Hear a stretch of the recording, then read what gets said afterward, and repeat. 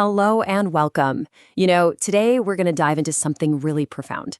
The difference between knowing something up here in your head and truly, deeply feeling it in your heart. It's a journey from just having information to actually experiencing a transformation. And it all starts with a question that I think a lot of us are asking ourselves these days. Does this sound familiar? You are not alone. We live in this incredible age where we can Google absolutely anything. We have libraries at our fingertips, endless videos to watch. We have more raw information than any other generation in history. And yet, why do so many of us still feel kind of lost or disconnected? This slide just gets right to the heart of it, doesn't it? It highlights this gap that we all live in. We know intellectually that meditation is good for us, but how often do we actually sit down and feel that peace it brings? We know that mindlessly scrolling through our phones completely drains our energy, but do we stop? This is the paradox we're diving into today, the huge difference between knowing what the path is and actually walking on it. So, in ancient wisdom traditions, this first type of knowing actually has a name. It's called Jnana. Think of Jnana as your mental library. It's all the facts, the articles, the podcasts, all the concepts and ideas you've gathered over your life. It's like reading a recipe or studying a map. And it's incredibly useful, for sure, but it's only step one. Because then there's the second type of knowing, Vijnana. And this is a total game changer. This isn't knowledge that you just collect and store. It's wisdom that you experience. It's that direct, felt sense of truth that literally changes you from the inside out.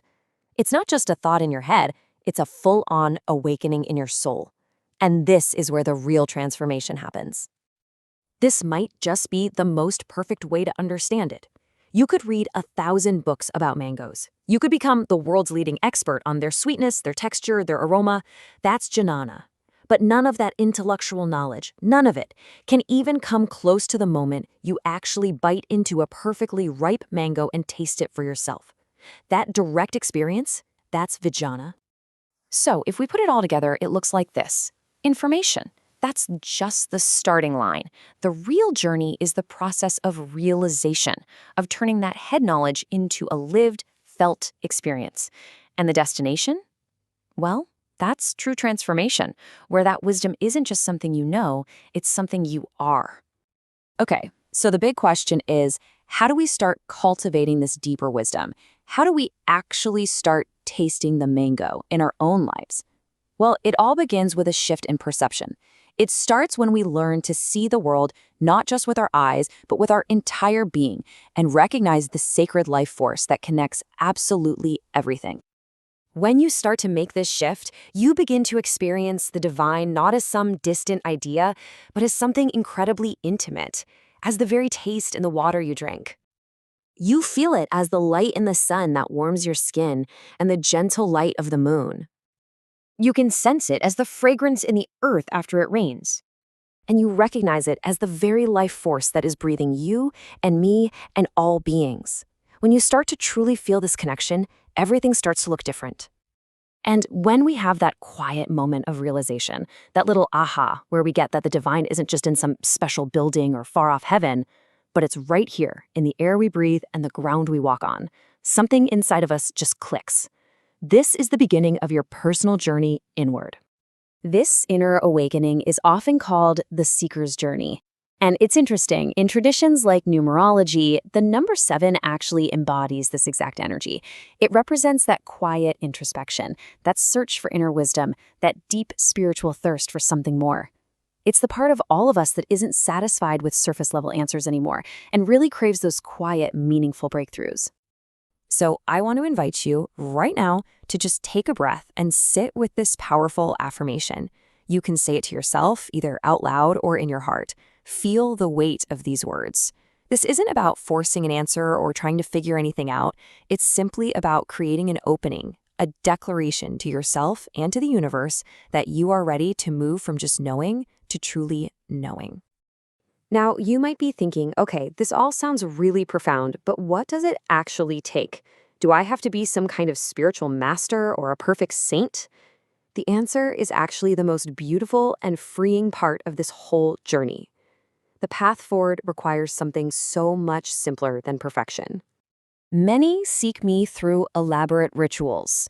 Some seek me through ancient scriptures. Some seek me through silence, and some through service.